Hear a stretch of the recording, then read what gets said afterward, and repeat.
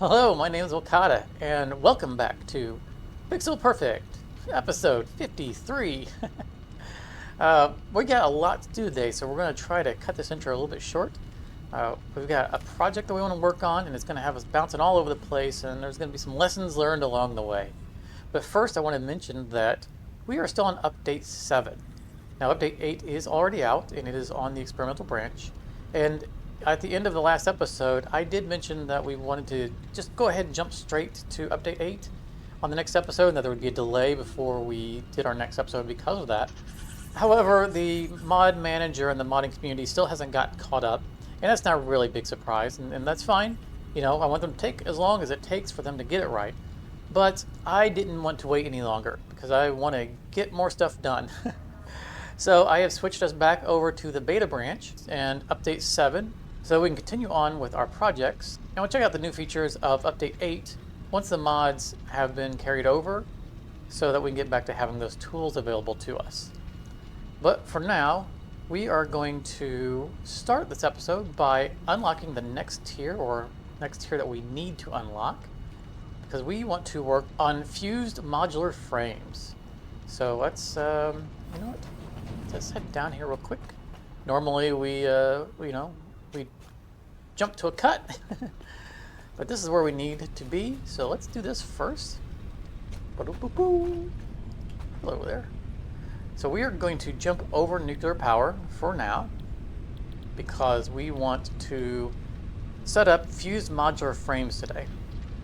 And since we already make all of these items, it's simple enough for us to unlock this and get started on it. So we're going to select the milestone. We're going to actually look over here because I have prepared.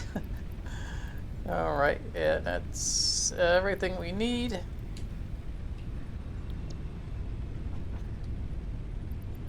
Boop, boop, boop, boop. And away we go. All right. Milestone reached. So the object scanner can now find as it flies off, wells, which can be pressurized we're going to look extract at resources such our as new nitrogen, product. water, and oil. Nitrogen will contribute to more advanced. Now there is an parts. alternate recipe for this, but we want to use the default recipe, and the reason is because this recipe uses aluminum casings. The alternate uses aluminum ingots, and right now all of our aluminum ingots are mathed out to work out perfectly on making the aluminum products, and honestly I don't want to split them off, so we're going to go with that. Now that is going to have us all over the place, so I will meet you guys at the first stop along the way, and we're going to talk about the process that's going to be necessary to bring this product online. So I will see you there.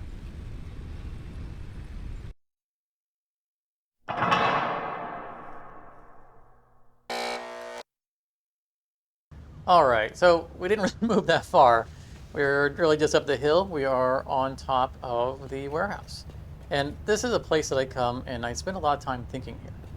And I think it's because I'm near my train. It's kind of my trusty steed. And you know, a lot of times when I'm planning out an episode ahead of time, I need to be able to go places and check for resources and whatnot. And it's, you know, easy once I start to make a decision to just hop on the train and go. Also, you know, we can check on our resources, and I'm a person who really likes heights, so I love standing up in a high place. So this is where I come often to do my thinking. But we're also here for a reason, because today we are going to talk about some of the decisions that we made early on and why we made them. And this is kind of a lesson for how to build a resilient factory. Now again, today we are going to work on the fused modular frame. And the fused modular frame is kind of unique in the game in the sense that it's truly a product that builds upon multiple layers of significant other product. It has one of the biggest supply chains within the pyramid. And when we talk about the pyramid, we talk about low tier being a wide part of the bottom of the pyramid, and then as we go up the pyramid, we have fewer and fewer machines, we make fewer and fewer product, but they put a greater and greater strain on the bottom of the pyramid, so sometimes the bottom of the pyramid needs to be widened. And the fused modular frame is a perfect example of that philosophy. So if we looked at the fused modular frame, we can see it requires heavy modular frames. Heavy modular frames require modular frames, and modular frames require all kinds of other stuff. And so this is a true test as to whether or not your factory that you've been building all along is resilient enough to handle the weight of this next brick on top of the pyramid. And as we were building the factory, we planned ahead a little bit. And it didn't require us to do the math ahead of time, because there is a philosophy that I have espoused, and you'd have to go way back, somewhere back in our episodes. But this building here is the manufacturer for our heavy modular frames. And when we built it, we did something that I like to do, which is we built it for what we needed. As you can see, it's making the frames here, but we left room to expand. We knew that in the future we might need to make more of them. And rather than pack everything in so tight that we can't easily expand upon the manufacturing, we know when we already have the various lines coming in, we just made some extra space, dropped down some machines. That way we knew if we ever needed that space for something else, like here, that we wouldn't accidentally get in the way of our future expansion. So this investment that we made in the past is now going to pay off. We are going to need to bring both of these machines online to expand upon our heavy modular frame production. But before we do that, we need to make sure that we have enough of those supplies being made. And I can tell you right now, we do not. Specifically, we do not have enough modular frames being made, and I'll have to double check on whether or not we have enough encased industrial beams. However, we did build an entire encased industrial beam facility that we never used. So if we need more for these extra machines, not a big deal. We'll just import those on the trains. So first, let's talk about our modular frame production. So as we leave the manufacturer behind, we arrive at our production building for heavy modular frames. You can see them right there, slowly making their way. You can see we're not making a whole lot, but we don't really need tons of them.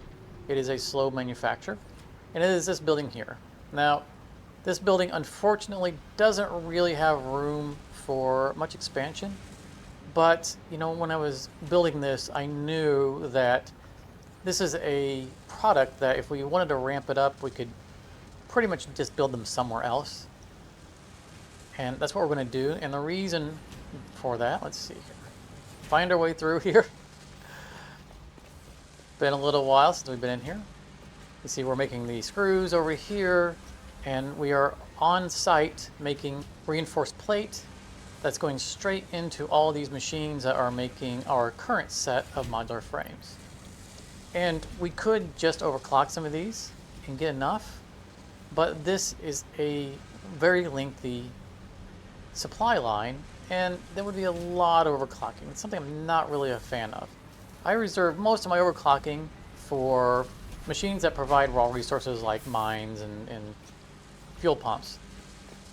So if we look back here, not only would we have to overclock those machines, we'd have to overclock the machines that are making the reinforced plate, and more troublesome is all of this iron plate, because the iron plate comes from all the way over here. That building right there. That building right there would have to be expanded, which when we built it modular so that it could be made taller. But then we would also have to expand on this building. Again, we made it modular so that we could make it taller.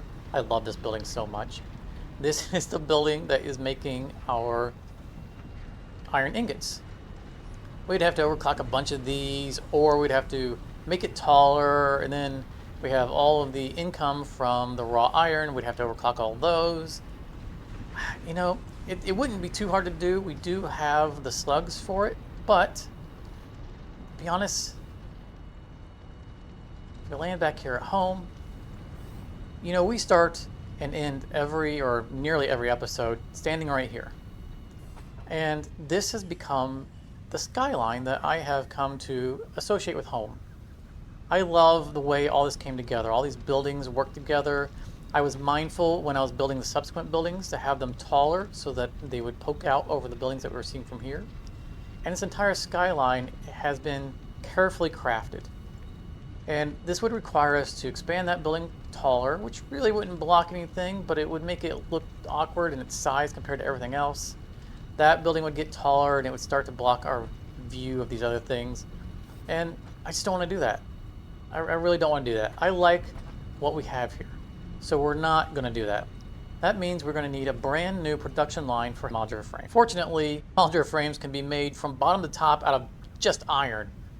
So that's not hard to do at our tech level because we now have level 2 miners and we have all kinds of alternate recipes and we already have a train network set up that can bring them in. So we'll just pick a place somewhere on the map where there's a bunch of iron, we'll plop down some machines, spring up a brand new industry, and we'll just export all of those frames back home. So that leads us to our next challenge, which is that this is going to require a brand new resource that we do not currently have. In fact, we literally just unlocked it as part of this milestone, nitrogen gas. And I've already scouted out where I want to get our nitrogen gas. So I'll meet you there. Here we are arriving at the future site of our nitrogen plant. And it's not a manufacturing plant so much as it is just going to be, a resource gathering plant because there won't be any processing necessary for it. And I believe that is enough room for our train to get out of the way. It is. All right. So for those of you who have been watching the series in the long term, you probably recognize this as the site of the Illuminati, which is our aluminum production plant. And of course the Tower of Power, which is producing 85 gigawatts of power.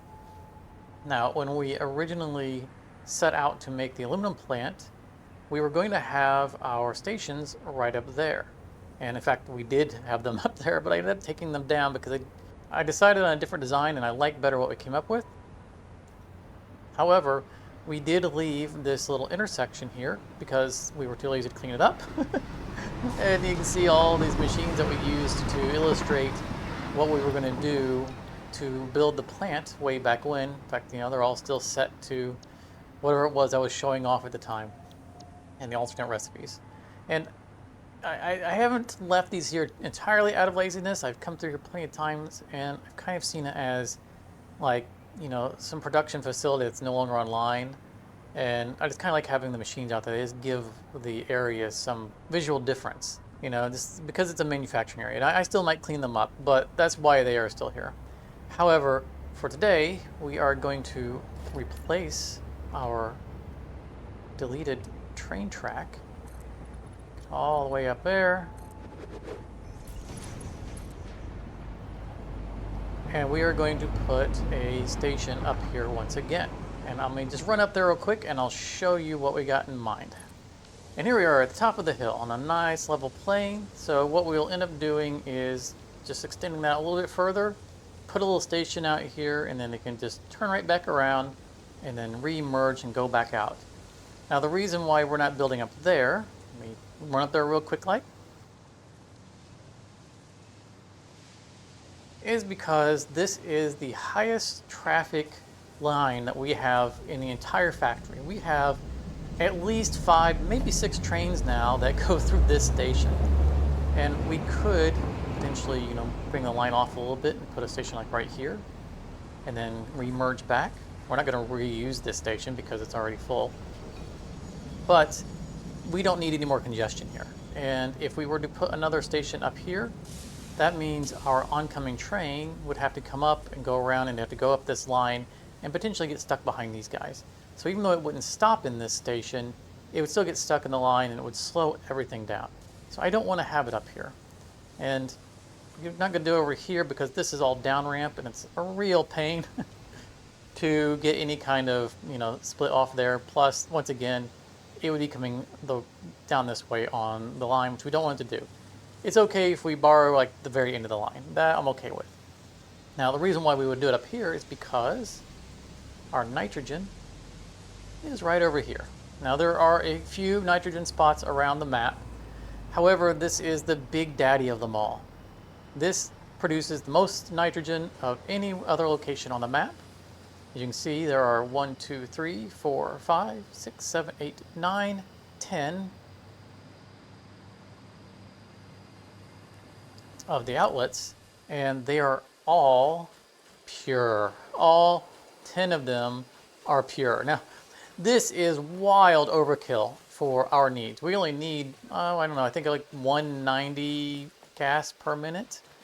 And this is going to just blow that away. But, you know, if we decide that we need more in the future, why not produce more? So you can see it is all pure. So this is where we're going to build it. Plus, you know, we already had line nearby or a track nearby. And there is one that's over by the Tower of Power, but it's just not as massive as this one. So I think I want to use this one. Also, I was placing the power poles here while we were off camera, and I happened to notice this thing. Look at there. This is one that I have not actually opened. Needs power, so I think let's go do that real quick, like while we're here. Bonus. Awesome. Okay. So I'm going to get started with building the station down there and getting this up and running. Real quick, like for those who are not familiar with the way the geysers work, we go to our production. And we see that the option to build them is not here, and the reason for that is because between clips, the game crashed, and when I reloaded the previous save, apparently I forgot to unlock the milestones. Okay, let me go all the way home and unlock the milestone, and I will be right back. And to the magic of editing, ta-da! We now have resource wells and the extractors. As you can see, I've also done some more stuff off camera. While I was fixing that problem, I went ahead and made sure that we had enough material on hand to actually build them while we're here, and I got a little carried away and went ahead and built the station just to make sure it fit all right. So kind of an instant, you know, flip from what we were just talking about to stuff being done. But you know, that's the way things go. So that's all right. We still got plenty to do, plenty to do. So let's drop down the pressurizer. So for those who don't know how this works, we first put a pressurizer on here, and that will allow us to extract from the nodes around. So we don't actually connect to this other than power. Now the nodes around it do not require power, but they will have outputs for pipes. And another interesting thing is that we cannot currently place on there because it's not active, which is, you know, a little strange because any other resource node you can place on, you know, even though you don't have power. But you need to power this first. Just like that. Did I not upgrade? Okay, it's worked too hard. And now, come on. You can do it. You can do it. It's got to power up. It's got to get going. There it goes. There we go. And now you can see that the streams are pluming out of it, or plumes are streaming out of it. And we can start placing these. Now, the only thing that we need to concern ourselves about is the direction for the way we want the pipe to come out, but beyond that, there's no other real consideration. So I'm going to start, oops, there we go, get some air here. I'm going to start by figuring out kind of how I want to get the piping run. And since we have 10 of these, and they are going to be at 120 a piece, we can only have 600 on a given pipe. Which means we will only be able to do 5 on a pipe. That's pretty simple. Right? We'll do 2 Mark III pipes, or Mark II pipes. We don't have Mark III when it comes to pipes. And we have 2 stations down there, 1 for each pipe. So let me start, you know, kind of getting these in a decent, clean angle so that they're going to look all right together. Also, let me get power down here so that I stop falling out of the sky. Come on, come on. And I'm going to upgrade this because I have a mod that increases the range of your flight capacity based on the quality of node that it's connecting to. And so we get a little bit more air with that being upgraded pole. Very nice mod, I do recommend it. But it won't be there once we're done because this is all we need power for. So let's get the pipes run. There's so much else to do, and you don't need to watch me just placing pipes. See you guys in just a moment. All right, the pipes are more or less organized, kind of running them down on either side of it. I thought it looked pretty cool. I haven't run them all the way to the station. I stopped because, well, first of all, I'm not going to come back to here. Well, I guess I am, but then I have to power that up again. Let's just go into that now. It got annoying. It thumps really hard, and while you're here actually working on stuff, it's, you know, the whole screen shaking gets a little bit nerve-wracking. But I also wanted to show you something I discovered along the way. Switch back. I noticed as I was drawing these that this went inwards a little bit. And I do not know what is behind these rocks. Probably just a slug, but who knows? Could be a secret passage. Why is that not loaded? All right, I don't think we can use explosives for this. Can we? Oh, we can. We don't have to use the obelisk. Super cool. All right, what's... Oh, it's a tunnel. This usually means... Oh, we're sliding. Little unscheduled exploration here. Definitely keeping loaded because... Oh, water. Whoa. Oh, there's an artifact. We don't bother picking up the artifacts. So I guess that we had to have that much speed going down because you can't willingly dive underwater. So let's see where this comes out. Oh yeah, this screams danger. That's so cool. I mean, we have obelisks, but I did not realize that we could use these in place of them. Now, where are we coming out at?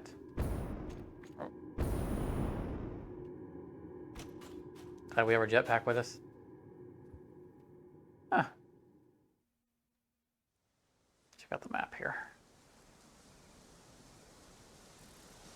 So our train's over here, so not too far. I'll have to go all the way back around, unless I can make this jetpack here. So in update 8, jetpacks get a kind of a revamp, and they will be able to use alternate fuel types, which will extend their range or alter the speed at which you can fly. So we will probably be switching straight over to, it's not gonna make it, straight over to the turbo fuel for our jetpack. All right, I'm gonna get back to the station and we'll get us pipes connected because we got a lot more to do and I don't want to spend the entire episode doing this. All right. You know, let's just do the whole station in this color because it's purely a nitrogen themed station. But as you can see, we have them running under, some holes going through the foundations. Oh wait, it's grounded. And Comply. yeah, the nitrogen is flowing. All right, so nitrogen is handled, and again, this is way more nitrogen than we're going to need for our current project. But one of the nice things about there being 2 stations is that means we can have twice as many train cars in case, you know, wherever it is that we end up actually manufacturing the fused modular frames, which has not yet been determined. It might take a little longer to get there. So, you know, an extra car to, you know, carry twice as much gas with us will, you know, make things a little bit better. So this is a good setup for us. And again, we'll have way more nitrogen than we need. So if there is a project in the future that we need nitrogen for, we can just, you know, throw another train onto this station and take it to wherever we need it to go. All right, so next will be to set up our new facility for heavy modular frames, or for modular frames, because we already have a heavy modular frame location that we just need to double up the belts on. So I have an idea about where I want that. I'm going to look around a little bit more, just make sure it's where I really want it to be, and then we'll get started on building it. I finally made a decision. You know, we were looking for a place to build our modular frames, the new dedicated facility that's going to be purely supplemental for the heavy modular frame facility we have back at home. And, you know, in an earlier clip, I mentioned that I wasn't sure whether or not we had enough encased industrial beams to actually expand. And actually, I was pretty sure we didn't. And that was true. I went ahead and did the math, and we definitely are not producing nearly enough. We have like 1 or 2 per minute extra, and that's it back at home. However, also as I mentioned, we have this facility here, which we built a long time back, which is producing encased industrial beams and going nowhere. It's just going to a station that we never set a train to, and it's all just been overflowing all this time into a sink. But we built this facility way back just before, I think it was update 6, and there was a couple reasons.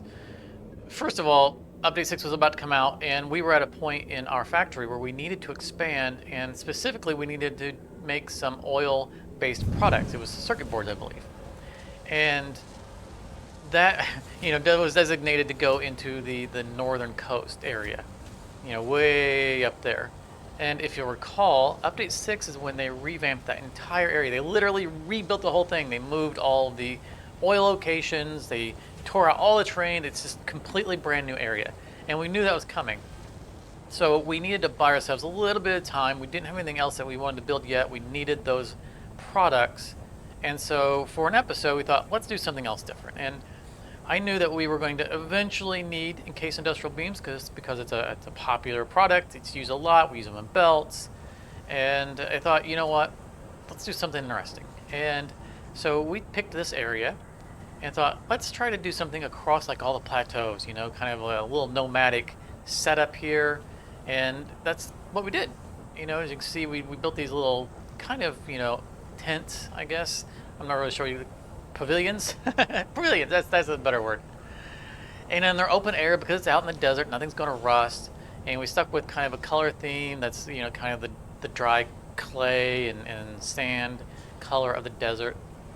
And it came out beautifully. I love this facility, and it's been a shame that we've never actually needed it.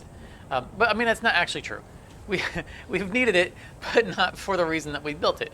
So for anyone who's been following it, our current project for the space elevator required a ton of, I think it was either rotors or stators. I think it was stators.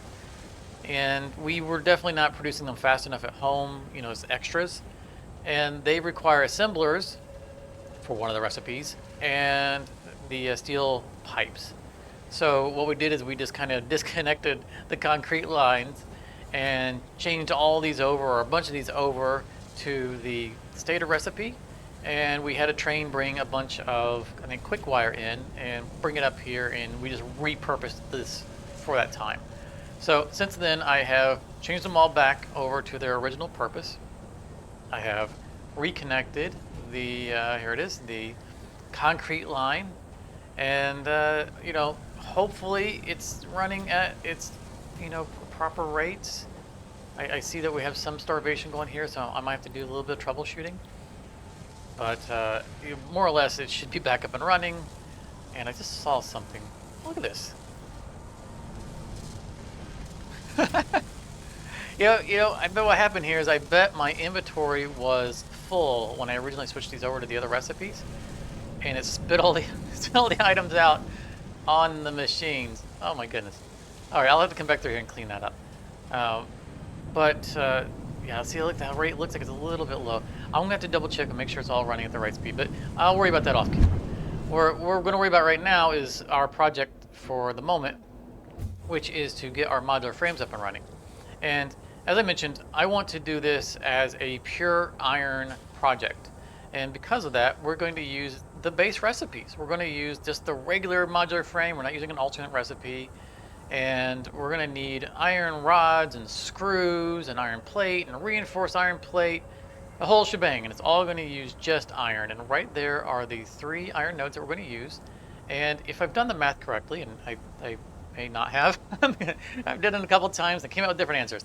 But, if there should be enough. If it's not enough, then we can overclock. That's not a really big deal. But we're going to try to stick with the same theme that we did here. We're going to meld it in. And again, we're going to need these reinforced or encased iron beams back at home. So it made sense to build the facility here, use the same train to carry both the beams and the new modular frames back home. So, this wasn't my first pick for where I was going to build this, but once I realized that we needed the beams, it was just an obvious choice. And now I'm glad. I'm really glad, because there was some logistics issues about space and whatnot on the other location I had picked, because it was near another station. And I think that this is just wonderful. It gives us a chance to revisit this and build off of this theme and flush out the area more. So that's what we're going to do. And I might try something a little cheeky. I don't know. We'll see how it works.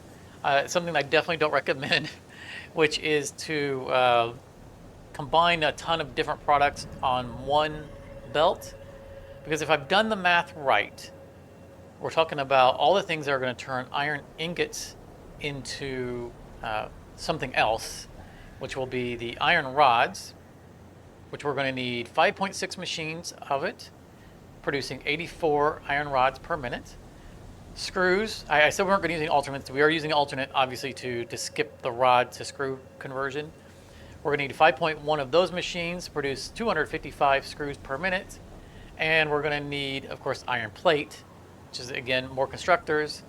We're going to use 6.3 of those machines to produce 126 iron plate per minute. So we'll have one belt coming in with the iron ingots going through a giant array of constructors. They're all going to dump onto one Mark IV belt, because it's only going to produce 465 total products per minute. And again, I don't normally recommend doing that, but I just kind of want to be cheeky about it, because I want to make this one facility, because it's all using iron ingots. And this way we don't have to figure out a weird way of getting different belts out. And then we'll sort it out and we'll do overflow control and everything afterwards. But then all of that will have to go to a few assemblers, I think 7 assemblers, to make the heavy modular frames. Actually, we'll need some assemblers for making the reinforced iron plate. And then they'll go on to the modular frames, and then they will all spit out into the station for pickup and going back home. And again, that's just another stage, right? Because once that goes back home, we connect the extra machines to make heavy modular frames. We still have to do the fuse modular frames, which is the point of this project. Now, those probably won't be until next episode, but I want to get this expansion of our supply pyramid done today. So I'm going to get to figuring out where we're going to actually build all of this and get started with it. So let's go.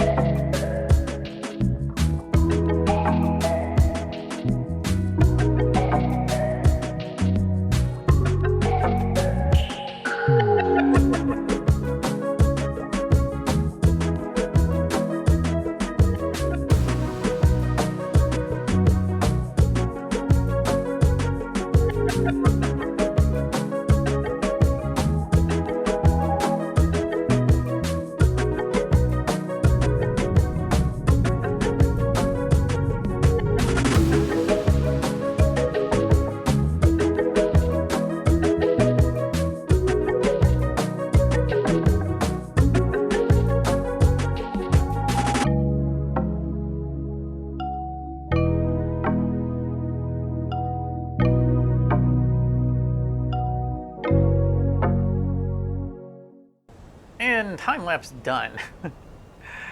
Yeah, so there's the new complex, that we've added to it. We've followed the motif. I'm quite happy with it. Uh, Mistakes were made, and we'll get to those mistakes when we get to those mistakes. So I know we're running short on time, and I've got a lot to cover. So I'm going to just let's go kind of shotgun it. First off, when we looked at the encased industrial beam area, I mentioned that some of the machines were starved, and I felt like there might be some problems, and there were. So I'm just gonna kind of go in order. Uh, this is producing 480 per minute. These are consuming 450 per minute. There should be a 30 per minute overflow, even though there isn't. And that is because there is a belt running too slow. So eventually there we go, should start overflowing. And the reason I realized that was because when we come down here, you'll see I originally had a smart splitter set up to overflow, and I was like, why did I do that? Because there was no limestone coming down, and then I realized that the belt speed wasn't there. So that was problem number one. Problem number two is right here. We're producing 240 per minute, outputting onto a Mark II belt. So those two combined should bring the manufacturing up to speed and get a lot more concrete going down the line. So that is one problem identified. Not with the project we're on, but it's related, right? Because we're going to need it in case industrial beams. Okay, now to the current project. This is going to take a long time to start up, so I'm going to just draw the power to it right now. In fact, let's get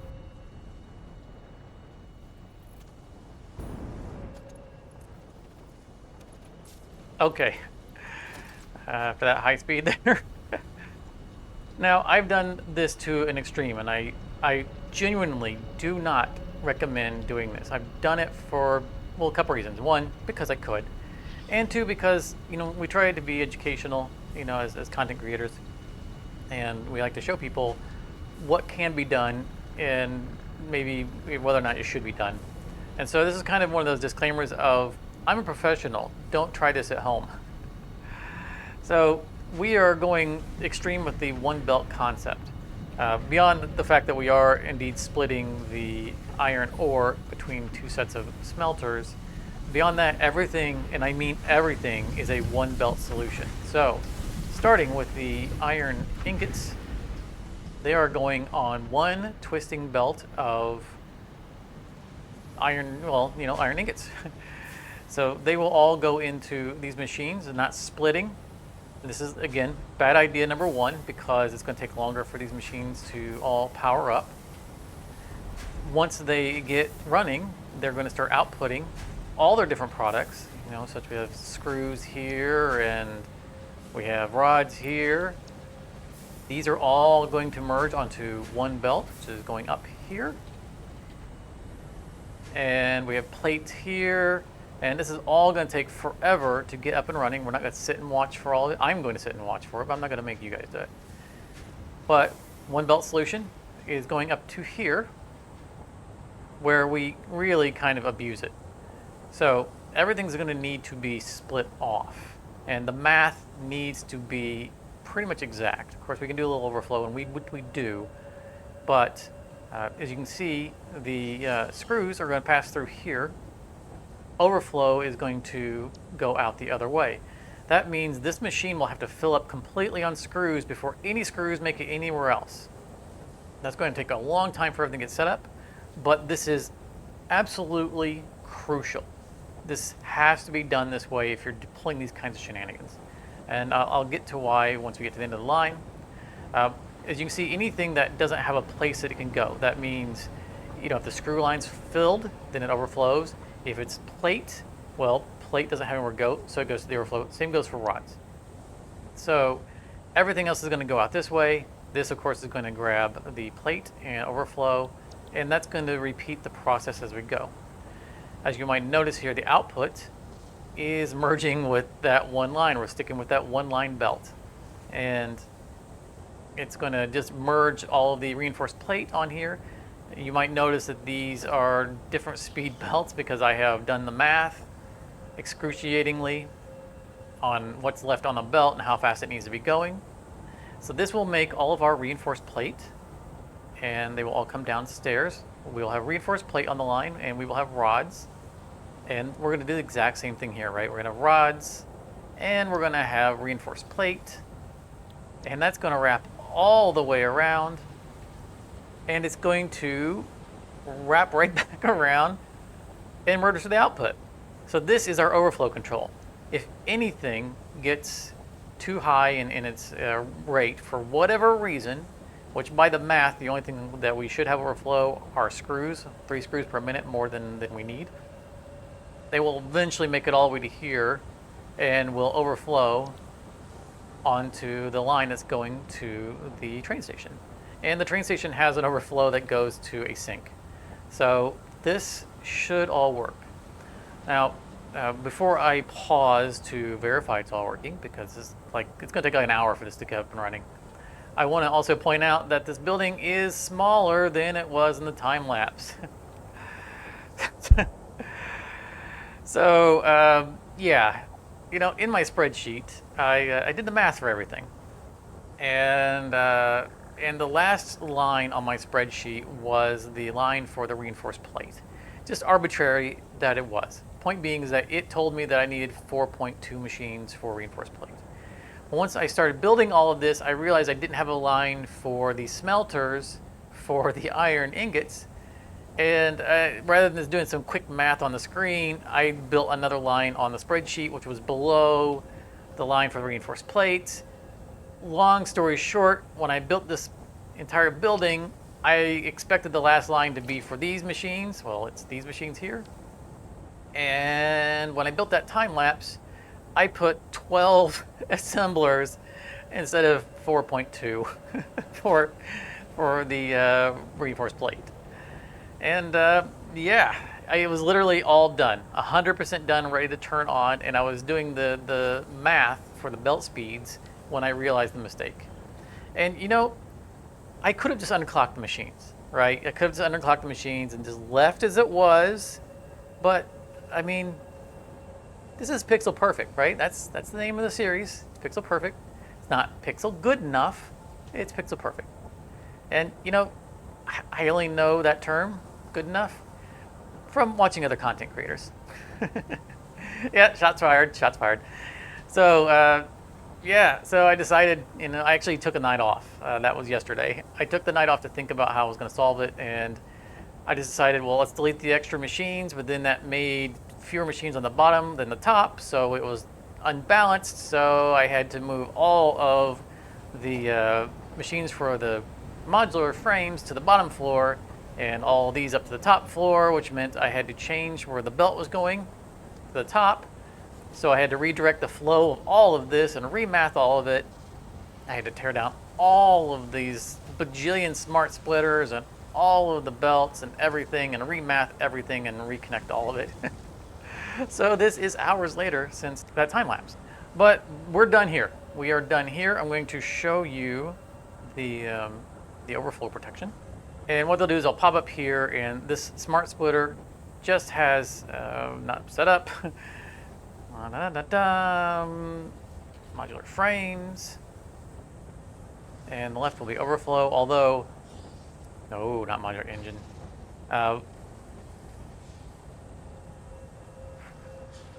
Modular frame, thank you.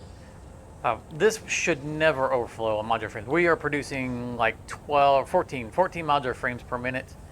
And of course we have overflow protection back at the warehouse, which is where all this is going to go to. So this will never fill up for this to back up. But anything that manages to get on that line that isn't a modular frame will be counted as overflow. And we'll go over here and we'll merge with this, which of course was already set to overflow for the encased beams. So this should, oh goodness. There we go. Okay. Now that we could have more than one product coming down this line, we need to make sure that's correct. Also, one more thing I wanted to cover, which was why I said it was important that we use smart splitters and the overflow and everything and make each machine fill up first before it moved on to the next machine, rather than using, say, programmable splitters, which are these bad boys right here. Because in order for us to use these, what we would do is we would say we'd put screws here. They'd go out to the right, and then we would put screws here because, again, this is, creating a manifold, so it doesn't have to fill up one machine, but screws can go out through both. And then we would add the other things that we, would have rods and so forth. And that is basically how we would set it up. The problem is that we would then be doing a round robin for, say, screws or anything else, depending on what we're trying to split off. And that means once we get to the end of the full chain, screws, for this example, could round robin and go out past all the machines that need to be using it. It would be very minor, but it would happen. And you might say, well, then we'd just have the last one be a regular smart splitter with overflow protection, but those screws would end up filling up on that machine and they would overflow, and then they'd make it all the way to the trash bin. So we have to do filling up one machine at a time in order to do these shenanigans. Like I said, you should never do this. This is the worst possible thing you can do. We've never done it before. There's 1,000 better ways of doing this. I kind of want to get a little cheeky because it was all iron products, and I was like, you know what, let's just do a one belt solution, and I'll just show everyone the pitfalls of it and how you can actually do it. But with all the math, in the end, it should all start going at full speed. All right, so I'm going to head back home because we are like at 50 minutes in this video probably at this point, and we will wrap this up and catch you guys there. And back to where we started, at home. And our beautiful skyline that we have not altered because we have built somewhere else. Yeah, I'm happy with the decision that we built somewhere else rather than trying to expand on this, just because I like the way this looks. I'm very happy with it. But we're going to wrap it because I know we're wildly over time. Thank you so very much for coming out. I cannot stress enough how much I appreciate comments and just seeing that you guys have returned. And hopefully you'll keep coming and keep enjoying this. Be sure to leave those comments. Let me know what you're thinking of this and any suggestions or any thoughts you have on it, or just say hi. Be sure to leave a like and subscribe if you haven't. But hopefully I'll see you in the next episode because we got a lot more to do. So I will catch you then, and thank you so very much for watching.